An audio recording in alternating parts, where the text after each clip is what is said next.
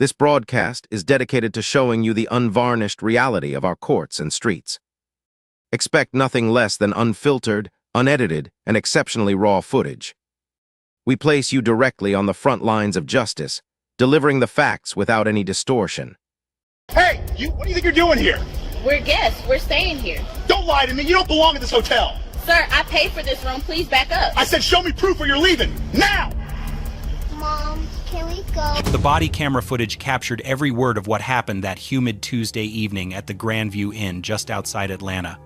What started as a family vacation to celebrate a young girl's birthday would turn into a nightmare that exposed years of systematic discrimination and ultimately cost one police officer his career while securing justice worth over $1 million. The evening began peacefully enough. Keisha Franklin had spent months planning this special trip for her daughter Zara's 8th birthday. As a single mother working 2 jobs to make ends meet, Keisha had saved every extra dollar for 6 months to afford 3 nights at what she thought was a family-friendly hotel. She wanted to give Zara something memorable, something special that would create lasting, happy memories. Keisha worked as a nurse at the local hospital during the day and cleaned office buildings at night. She rarely took time off, but Zara's birthday was different. This was going to be their first real vacation together, just the 2 of them, staying somewhere nicer than the budget motels they usually chose on their rare overnight trips. The Grandview Inn marketed itself as a premium family destination.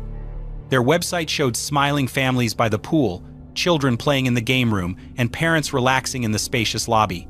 The reviews were mostly positive, and the price, while expensive for Keisha, seemed reasonable for what was promised.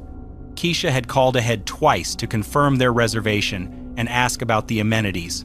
She wanted to make sure the pool would be open and that the complimentary breakfast would be available during their stay. Everything seemed perfect. They arrived at the hotel around 4 in the afternoon. Zara was practically bouncing with excitement, clutching the small suitcase she had packed herself with her favorite clothes and the new swimming suit Keisha had bought specifically for this trip. The lobby was impressive with its marble floors, crystal chandeliers, and elegant furniture. Zara whispered to her mother that it looked like a palace. The check-in process went smoothly. The desk clerk, a young woman named Sarah, was friendly and efficient. She explained the hotel amenities, handed over the key cards, and even gave Zara a small welcome gift from the hotel. Everything felt exactly as Keisha had hoped it would. Their room was on the 3rd floor, overlooking the pool area. It was spacious and clean with 2 comfortable beds, a large television, and a beautiful view. Zara immediately ran to the window to look at the swimming pool below, already planning their evening swim. Keisha felt a surge of pride and satisfaction. She had done this. She had given her daughter something wonderful. They spent the first hour getting settled, changing into casual clothes, and exploring their room. Zara called her grandmother to describe everything she was seeing. Keisha took pictures to document their special trip. Everything was going perfectly. Around 6 in the evening, they decided to head down to the pool area. Zara had been asking about swimming since they arrived, and Keisha was looking forward to relaxing poolside while watching her daughter play. They gathered their towels, applied sunscreen, and headed downstairs, full of excitement and anticipation. The pool area was beautiful, surrounded by comfortable lounge chairs and tropical plants. A few other families were enjoying the evening, with children playing in the shallow end while parents supervised from nearby chairs. It seemed like the perfect setting for a memorable birthday celebration. Keisha chose 2 lounge chairs near the pool and began setting up their spot. Zara immediately wanted to test the water temperature, dipping her toe in and squealing with delight that it was perfectly warm. Other children in the pool waved at her, and she waved back shyly. Everything felt welcoming and normal. That's when Officer Derek Reynolds arrived. Reynolds was off duty, staying at the hotel for a weekend getaway with his wife. He had been a police officer for 12 years, working in a suburban department about an hour away from the hotel. What happened next would suggest this wasn't his first time allowing his personal biases to influence his behavior, but it would definitely be his last time doing so without serious consequences. Reynolds noticed Keisha and Zara immediately. Instead of simply enjoying his own evening, he began watching them with obvious scrutiny. He made comments to his wife about their presence that other guests would later describe as inappropriate and concerning. His wife, clearly uncomfortable, suggested they move to chairs on the opposite side of the pool, but Reynolds didn't want to move. He wanted them to move. He approached the hotel staff member who was cleaning the pool area, a teenage boy named Kevin who worked part-time during the summer. Reynolds told Kevin that there were people using the pool who didn't belong there, that they looked suspicious, and that someone should check if they were actually hotel guests. Kevin, who was 17 and had never encountered a situation like this, didn't know what to do. He explained that he was just responsible for maintaining the pool area and didn't have authority to check guest credentials. Reynolds became more insistent, flashing his police badge and saying that, as a law enforcement officer, he could tell when people were somewhere they shouldn't be. The teenager became nervous and uncomfortable. He had seen Keisha and Zara arrive and set up their chairs just like any other hotel guests. They weren't causing any disturbance, weren't being loud or inappropriate, weren't doing anything that seemed problematic. But Reynolds was a police officer, and Kevin felt pressured to do something. Kevin reluctantly approached Keisha and asked if she was staying at the hotel. Keisha, surprised by the question, politely confirmed that yes, they had checked in earlier that afternoon. She offered to show her room key if needed. Kevin, embarrassed, said that wouldn't be necessary and walked away. But Reynolds wasn't satisfied. He watched Kevin's interaction with Keisha and decided the teenager hadn't been thorough enough. He approached Keisha directly. Have you ever been in a situation where you immediately knew something was wrong but hoped you were mistaken? Let me know in the comments if you've experienced that sinking feeling. Reynolds walked up to Keisha with the aggressive posture of someone accustomed to being obeyed without question. He didn't introduce himself politely or explain his concern in a reasonable way. Instead, he immediately demanded to know what she was doing there and whether she belonged at the hotel. Keisha, confused but trying to remain calm for her daughter's sake, explained that they were hotel guests enjoying the pool. She pointed to their chairs with their belongings and mentioned they had just checked in a few hours earlier. Reynolds demanded proof. He wanted to see her room key, her reservation confirmation, and identification. At this point, other guests began to notice the confrontation. A middle-aged couple sitting nearby started paying attention to what was happening. A family with 3 children stopped their conversation to watch. The atmosphere around the pool began to change from relaxed and pleasant to tense and uncomfortable. Zara, who had been playing happily in the shallow end, noticed that a man was talking to her mother in a way that seemed unfriendly. She moved closer to the pool edge, her earlier excitement replaced by concern and confusion. This was supposed to be her special birthday trip, but something was going wrong and she didn't understand why. Keisha pulled out her phone to show Reynolds their reservation confirmation and their room key. She remained polite and cooperative, though she was beginning to feel frustrated and humiliated by the unnecessary scrutiny.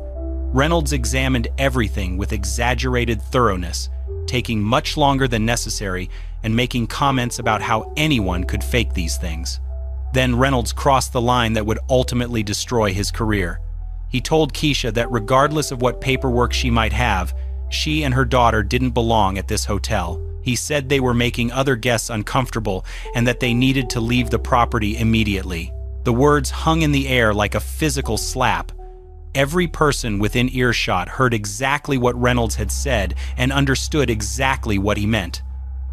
This wasn't about hotel policies or legitimate security concerns. This was about race. Plain and simple. Keisha felt her face flush with anger and humiliation.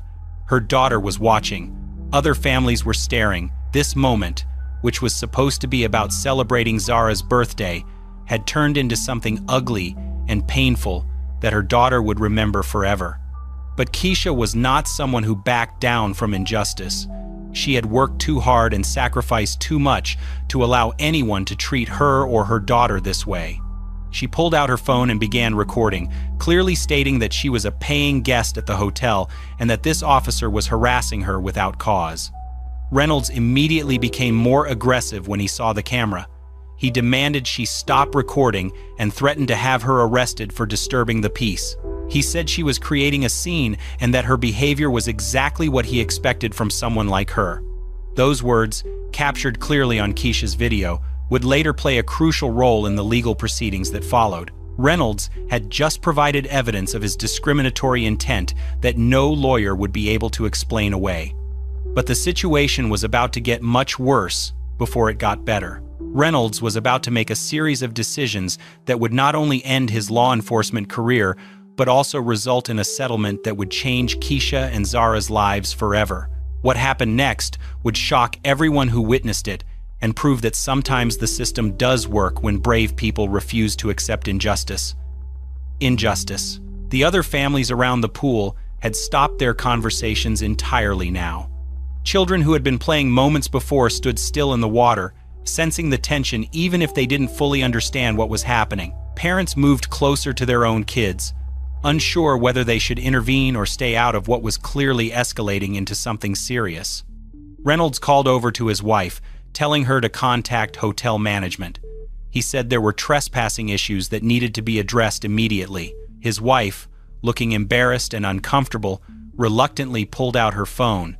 She had been married to Reynolds for 8 years and had seen his attitudes before, but never in such a public and confrontational setting. While his wife made the call, Reynolds continued his harassment of Keisha. He demanded she gather her belongings and leave the pool area immediately. When Keisha refused, explaining again that she was a paying guest with every right to be there, Reynolds stepped closer and told her that as a police officer, he had the authority to remove her from the property if necessary. This was Reynolds' next major mistake. He was off duty, in another jurisdiction, and had no legal authority to do anything beyond what any other private citizen could do. But his badge had given him power for so long that he had forgotten the limits of that power. Or perhaps he had simply never cared about those limits when it came to people he felt were beneath him. Keisha continued recording while speaking in a calm, clear voice. She stated her name, the date, and explained that she was being harassed by an off-duty police officer while trying to enjoy a vacation with her daughter at a hotel where they were registered guests. She described Reynolds' behavior and repeated his statements about them not belonging there. Other guests began pulling out their own phones. The couple, who had been sitting nearby, started recording as well. A father who was at the pool with his teenage son positioned himself where he could capture the entire interaction. Within minutes, multiple people were documenting what was happening. Reynolds noticed the additional cameras and became increasingly agitated. He pointed at the other guests and told them to mind their own business. He said they didn't understand the situation and that they were interfering with police business. Several people responded that he had already stated he was off duty and that this appeared to be harassment rather than any legitimate police business. The situation might have continued escalating indefinitely, but that's when hotel management arrived. The assistant manager, a professional woman named Lisa Chen, approached the group with obvious concern. She had been called by Reynolds' wife but had also received reports from other staff members about a disturbance at the pool. Lisa immediately assessed the situation with the trained eye of someone who had dealt with guest conflicts before. She saw a calm mother and child being confronted aggressively by a man who was clearly angry and out of control. She saw multiple other guests looking uncomfortable and recording the interaction. She understood immediately that this was not a legitimate security issue. Lisa approached Keisha first, introducing herself and asking if there was a problem. Keisha explained the situation clearly and concisely, showing her room key and reservation confirmation. Lisa verified the information on her tablet and confirmed that Keisha and Zara were indeed registered guests in good standing with no complaints or issues noted on their account. Then Lisa turned to Reynolds. She asked him to explain his concern and his role in the situation. Reynolds began a rambling explanation about suspicious behavior and his experience as a law enforcement officer, giving him the ability to identify potential problems. Lisa listened politely but with growing skepticism. What Reynolds didn't know was that Lisa had been trained extensively in recognizing and handling discrimination complaints. The hotel chain had implemented comprehensive policies after facing several lawsuits in other locations. Lisa knew exactly what she was witnessing, and she knew exactly what the hotel's response needed to be. Lisa politely but firmly told Reynolds that Keisha and her daughter were welcome guests and that there was no basis for asking them to leave. She explained that if Reynolds had concerns about hotel security, he should address them with management rather than confronting guests directly. She suggested that perhaps he and his wife might be more comfortable moving to a different area of the pool if they felt there was some kind of conflict. Reynolds exploded. He raised his voice, demanding to speak to the general manager. He said the hotel was making a serious mistake and that they would regret not backing him up. He threatened to contact the police department and have real officers come to handle the situation properly. Lisa remained calm throughout Reynolds' outburst. She explained that the general manager was not on site, but that she had full authority to handle guest relations issues. She offered to provide Reynolds with contact information for corporate management if he wanted to file a formal complaint, but she made it clear that Keisha and Zara would not be asked to leave. This was the moment when Reynolds made his final and most destructive mistake. He grabbed his phone and dialed 911, reporting that there were trespassing issues at the hotel and that local police assistance was needed. He identified himself as an off-duty officer and said the situation was escalating beyond what hotel management could handle. The 911 call would later become a key piece of evidence in the legal case that followed. Reynolds had made false statements to emergency services, claiming there was a disturbance and trespassing when he knew perfectly well that Keisha was a legitimate hotel guest. He had misused his position as a police officer to try to intimidate both the hotel management and the family he was targeting. While they waited for the police to arrive, Lisa made several important decisions that would ultimately protect both Keisha and the hotel. She asked Reynolds and his wife to wait in the lobby rather than remaining at the pool area. She offered Keisha and Zara the option of moving to a different area of the hotel if they preferred, but made it clear this was not required. She also discreetly contacted her general manager and the hotel's legal department to report the incident. Most importantly, Lisa asked the guests who had been recording to provide their contact information in case the hotel needed witness statements. She understood that documentation would be crucial if this incident led to legal action. The hotel had no intention of allowing one of their guests to be discriminated against, and they wanted to be prepared to defend both their policies and their guests' rights. The local police arrived within 15 minutes.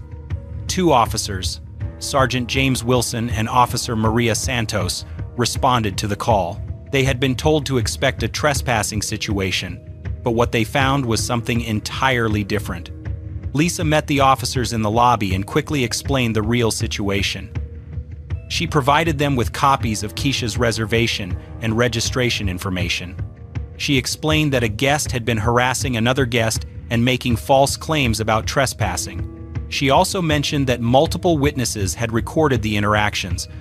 Sergeant Wilson, a 20-year veteran with extensive experience in handling domestic disputes and harassment cases, immediately understood what had actually happened.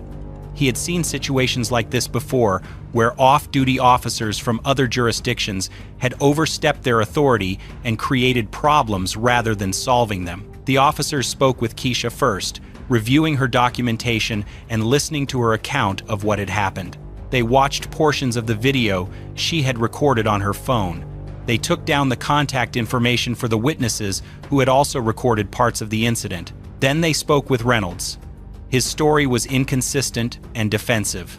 He couldn't provide any specific examples of suspicious behavior beyond his general feeling that Keisha and her daughter didn't belong at the hotel. When pressed for details about what had made him think they were trespassing, he fell back on vague claims about his law enforcement experience and instincts.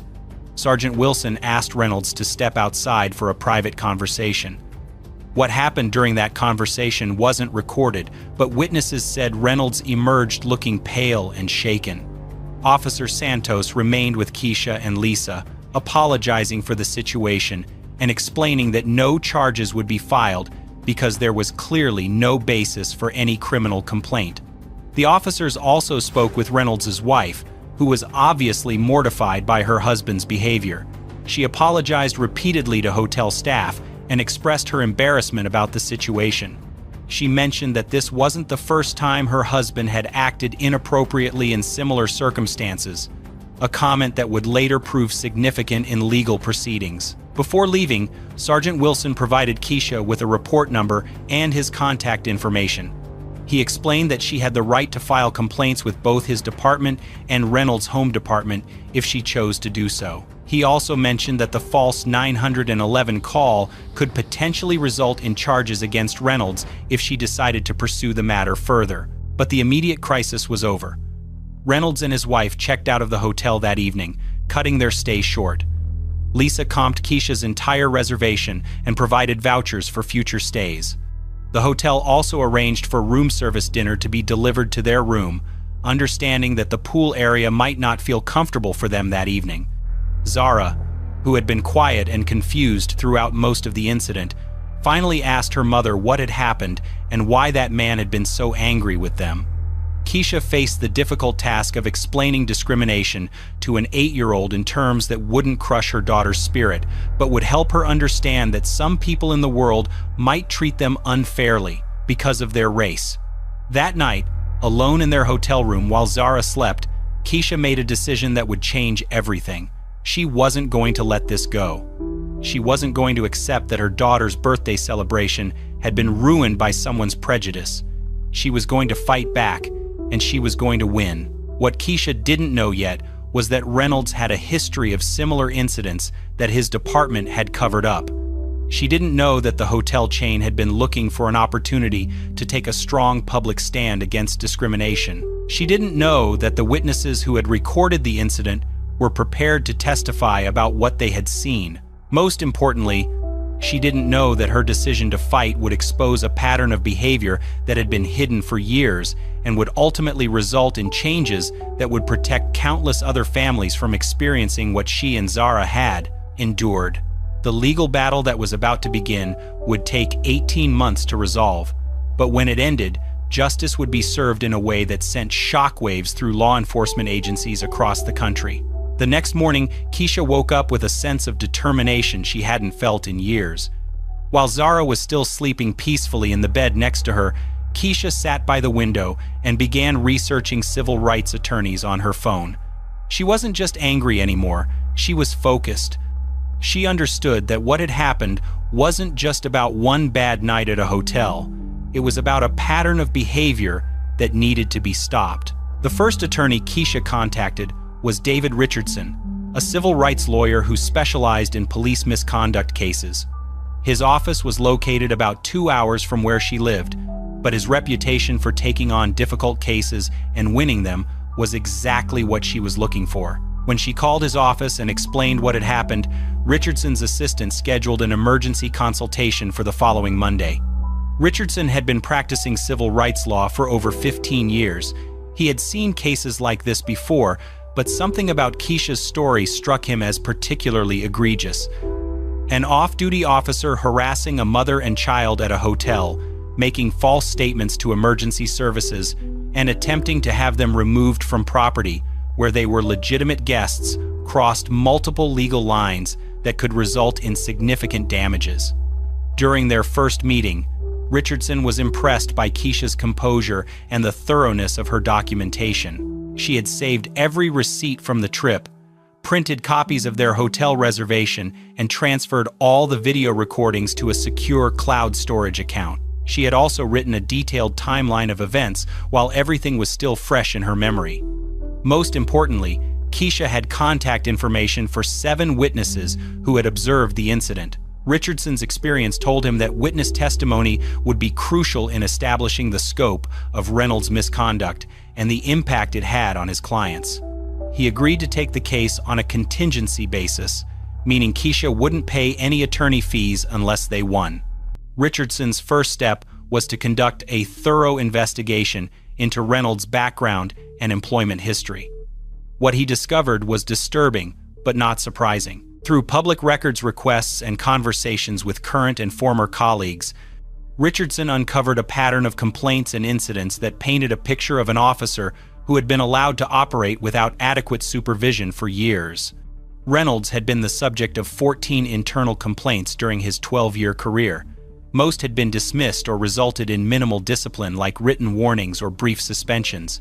The complaints ranged from excessive force allegations to reports of discriminatory behavior toward minorities during traffic stops and other encounters. One particularly damaging incident had occurred 3 years earlier when Reynolds had stopped a black family driving through his jurisdiction late at night.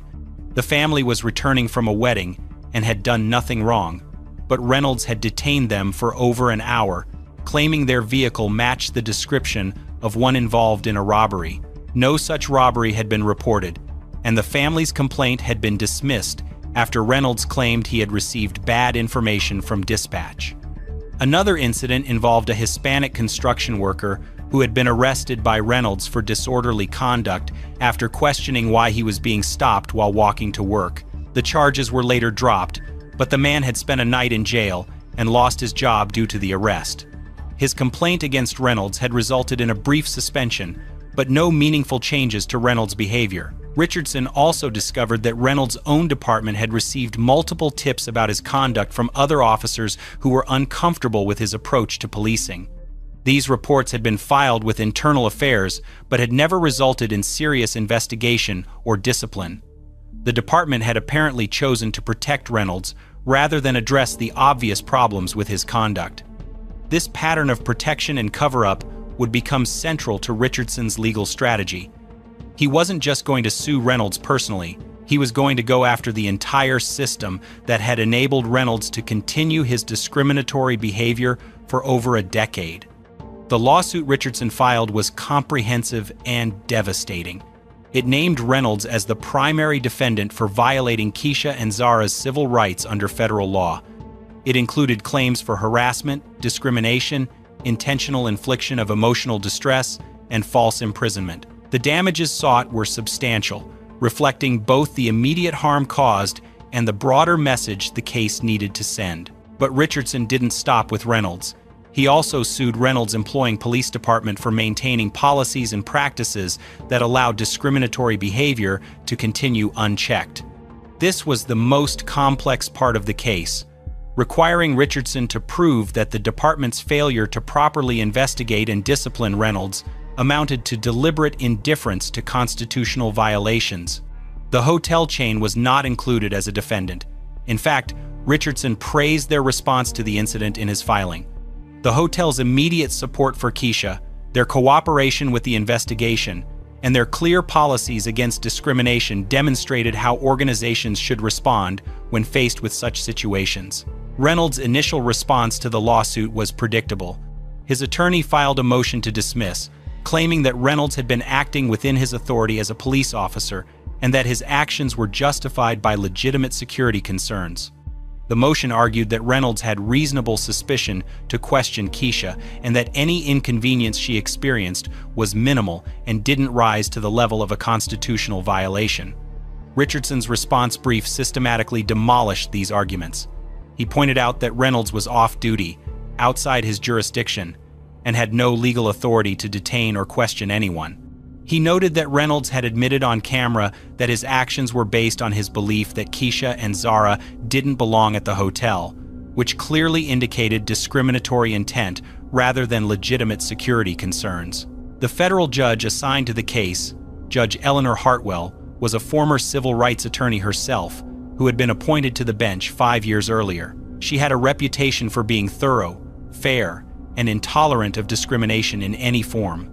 Judge Hartwell denied Reynolds' motion to dismiss, finding that the allegations, if proven true, would constitute clear violations of federal civil rights law.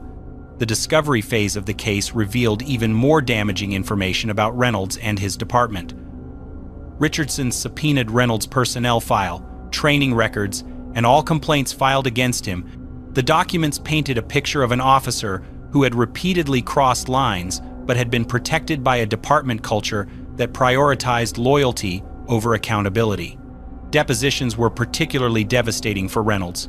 Under oath, he was forced to explain his actions at the hotel step by step. His testimony was inconsistent, defensive, and revealed the extent of his prejudicial attitudes. When Richardson asked him to explain specifically what behavior by Keisha had seemed suspicious, Reynolds couldn't provide coherent answers. Richardson also deposed Reynolds' supervisors and colleagues.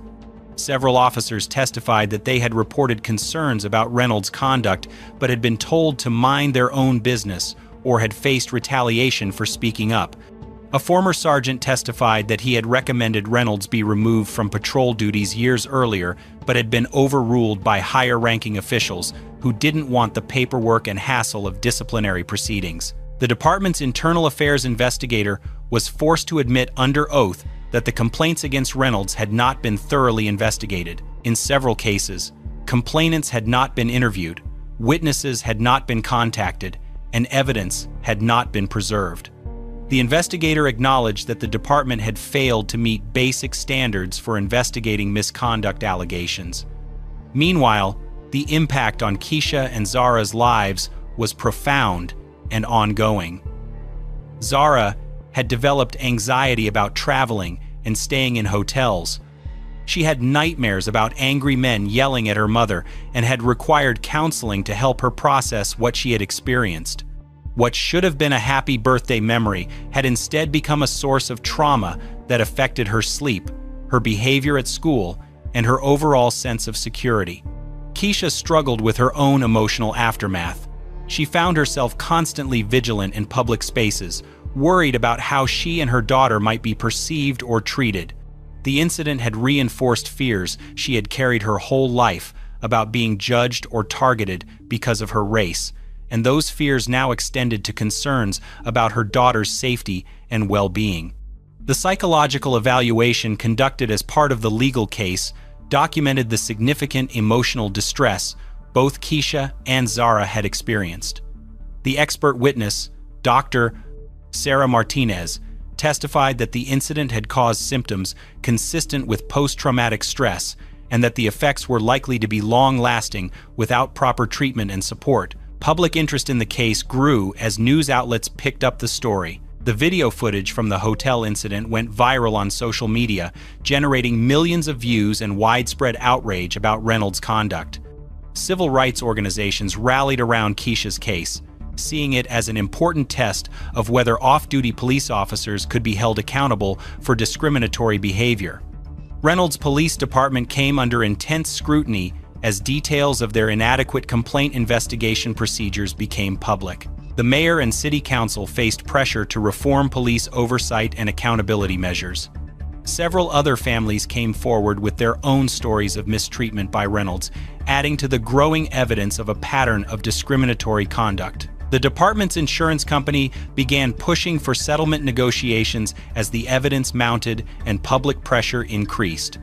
They understood that going to trial would likely result in a much larger verdict and would generate additional negative publicity for all parties involved. Settlement discussions began in earnest about 10 months after the lawsuit was filed. Richardson's opening demand was ambitious, reflecting the severity of Reynolds' conduct and the need to send a strong message about accountability. The negotiations were complex, involving not just monetary damages, but also agreements about policy changes and accountability measures. Reynolds' personal insurance coverage was limited, but his department's liability insurance provided much more substantial protection. The insurance companies understood that the evidence against Reynolds was overwhelming and that a jury would likely award significant damages. They also recognized that the case had broader implications for police accountability that made settlement preferable to a public trial. The final settlement amount was $1.1 million, paid jointly by Reynolds and his department's insurance carriers. But the money was only part of the resolution. The agreement also required Reynolds' department to implement comprehensive reforms to their complaint investigation procedures, bias training programs, and oversight mechanisms. Reynolds himself was required to resign from his position immediately and surrender his police certification permanently. He was also prohibited from seeking employment in any law enforcement capacity in the future. The settlement agreement included a provision that he complete extensive counseling and bias training at his own expense. The department was required to establish an independent civilian oversight board with authority to investigate complaints and recommend discipline. All officers were required to complete enhanced training on constitutional rights, bias recognition, and appropriate use of police authority. The department also had to implement new policies requiring immediate reporting and investigation of any complaints alleging discriminatory conduct. Keisha and Zara's story proves that courage in the face of injustice can create change that protects countless others. Reynolds lost everything he had worked for, while his department was forced to implement reforms that will prevent future victims from experiencing what this family endured. Sometimes the system does work when brave people refuse to stay silent. If you think this situation was bad, wait until you see what happens in the case on the right-hand side. This broadcast is dedicated to showing you the unvarnished reality of our courts and streets. Expect nothing less than unfiltered, unedited, and exceptionally raw footage. We place you directly on the front lines of justice, delivering the facts without any distortion.